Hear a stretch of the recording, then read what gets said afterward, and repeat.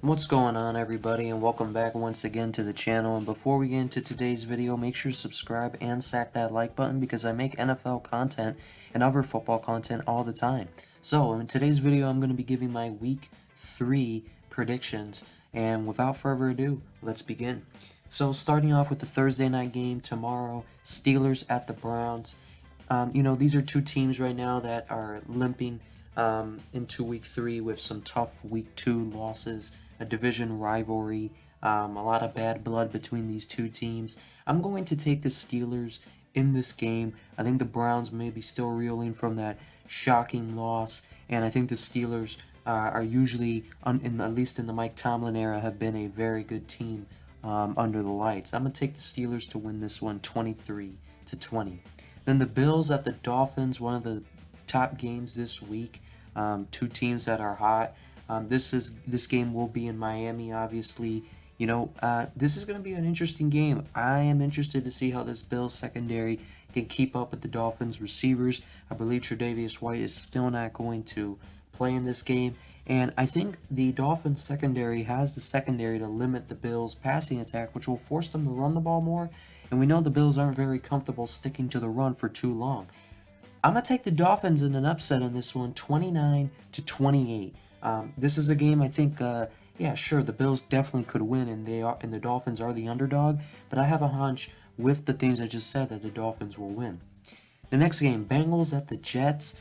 Last year, the Bengals and Jets played. The Jets shocked them and beat them. This game, both teams right now trying to figure themselves out. The Jets are coming off of a miracle win. The Bengals are coming off of 2 straight losses by a field goal. I'm going to take the Bengals in this one 30-27. I think the Bengals offense will just outshine the Jets just by a little. Then the Raiders at the Titans, 2-0-2 teams with disappointing starts to their season. I'm going to take the Titans to win this one 30-27. I think the Raiders will have a tough time setting the edge against Derrick Henry, and to add to it, I think Treylon Burks and Robert Woods could have some good games against their weak Raiders secondary, and I don't think the Raiders offense will be able to edge the Titans in this one. Next game, Saints at the Panthers. I'm taking the Panthers in this one, 19-17 in a low-scoring defensive battle. I think the Panthers will get the win. In these divisional matchups, it can really go either way. You never really know. I think the Panthers definitely cannot, play sloppy, and their defense is going to have to get some turnovers from Jameis Winston and company, which I think is very possible. Next game, Ravens at the Patriots. To be quite frank, I don't see how the Patriots defense is able to contain Lamar Jackson's running ability and how they're able to slow down even the pass. I think the Ravens will score a lot of points in this game, and I think the Patriots offense will continue to struggle against that tough Ravens defense. I got the Ravens winning it 31-14. Then the Lions at the Vikings. The Vikings coming off of a rough Monday night loss. I'm going to take the Vikings in this one 28-21. They're the slightly better team. They're a lot better. I think they should win this game.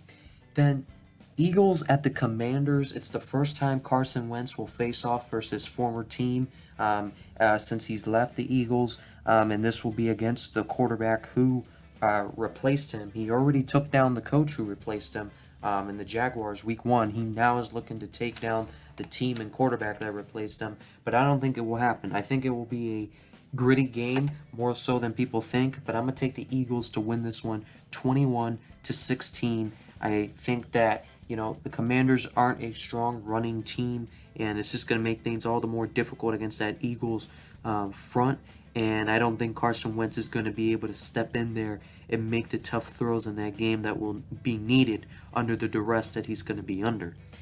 Then the Chiefs at the Colts. The Colts have been a pretty, shockingly disappointing team this year.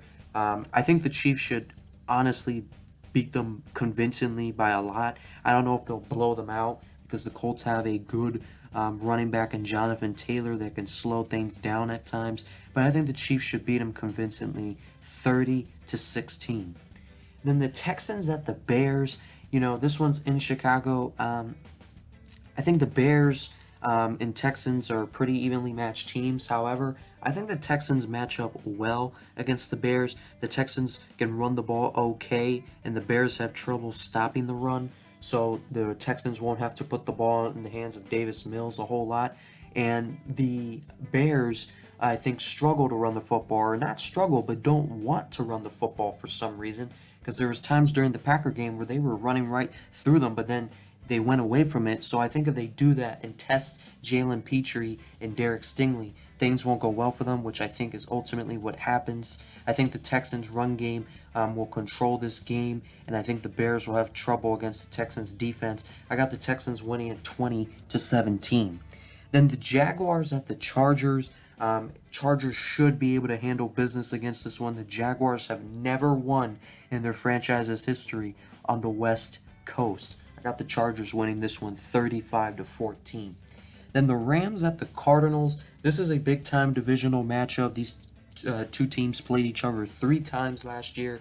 The Cardinals dominated them in the first game, and then the Cardinals beat them in the second regular season game, and then blew them out in the playoff game. This is a grudge match. These two teams have kind of developed an even stronger rivalry than just a simple divisional rivalry.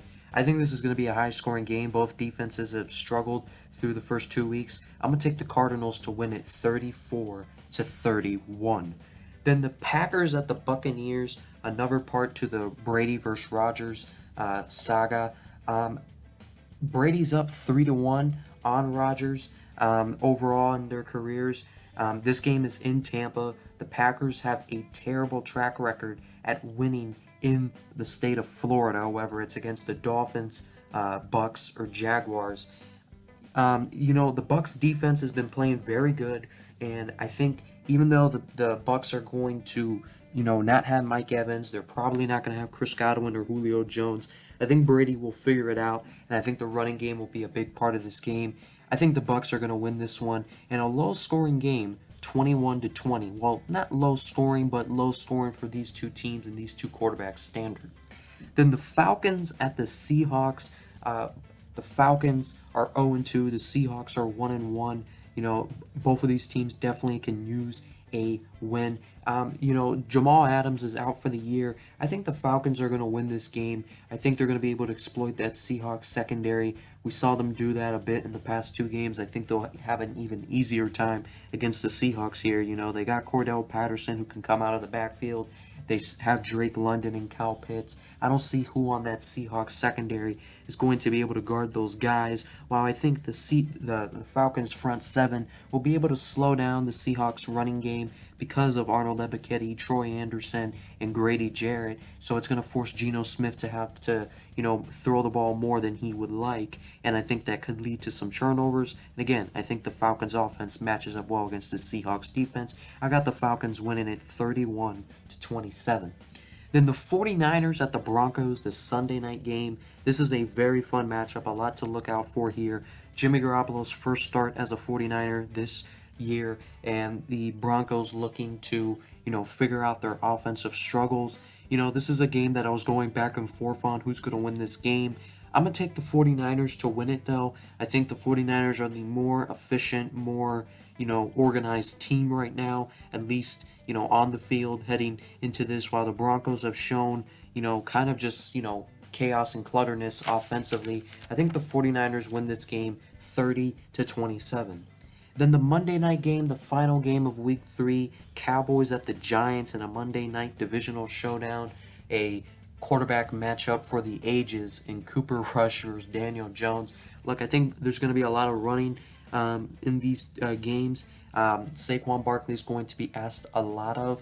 It's in the Giants stadium, which I don't think matters too much. I think the winner of this game, it's going to be a very low-scoring game regardless of the winner. I'm going to take the Giants to win it 19-16. I think the Giants right now are a fired-up team going into that Monday night game. There's still a lot of unanswered questions for the Cowboys, and not that there isn't for the Giants too, but I feel a little bit better about the Giants right now than I do with the Cowboys, and anything can happen in divisional games. But comment down below what you guys think about all this.